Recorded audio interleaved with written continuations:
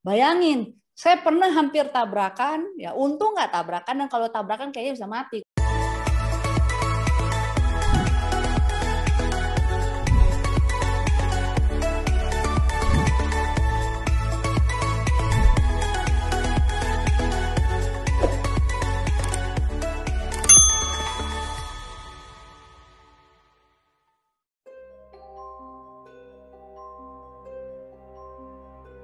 Karena mau ditabrak sama truk yang segede monster itu, yang di transformer itu, ya saya duduk di bagian depan.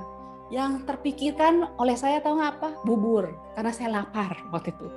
Karena saya bayangin kalau saya mati, ingatan terakhir adalah bubur, bisa jadi saya tukang bubur berikutnya di inkarnasi.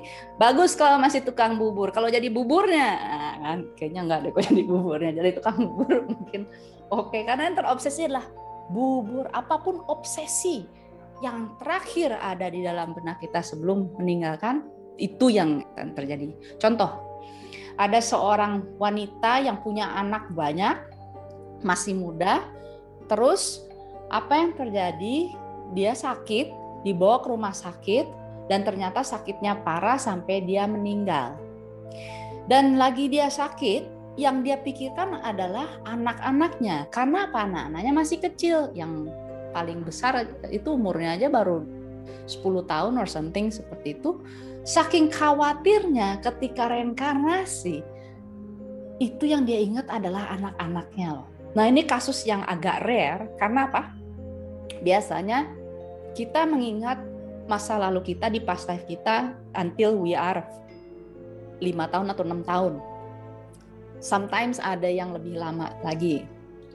Itu pun kalau tidak begitu terjadi distorsi dari ya kita mulai sekolah, dapat pengetahuan yang baru, dan di sekolah kan ketika ada anak kecil yang masih punya imaginary friend, ya, nama para psikolog mungkin pada tahu, atau pasti yang punya anak ya suka, kamu main siapa? Oh, aku main sama si ini Indian gitu ya.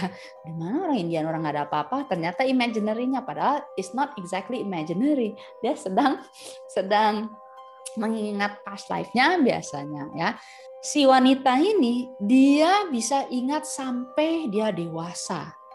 Akhirnya dia punya keberanian ketika dia udah umur 20 atau 30-an or something, dia cari anak-anaknya itu. Ya jelas lah anak-anaknya udah jadi kakek-kakek kan, kakek-kakek dan nenek-nenek, dan dia temui. Setelah itu baru dia bisa damai. Tapi kan it's quite hellish ya, istilahnya hidup di kehidupan ini tapi punya identitas yang berbeda. Maksudnya dia punya dua identitas. Satu sebagai diri kita di kehidupan ini, satu sebagai peran kita di kehidupan sebelumnya. Nah, ini kasus nyata di Ireland. Jadi biasanya kan, kasus reinkarnasi biasanya adanya adalah entah di Asia Selatan, di India, di Sri Lanka dan segalanya. Ini enggak, justru di dunia barat kan banyak.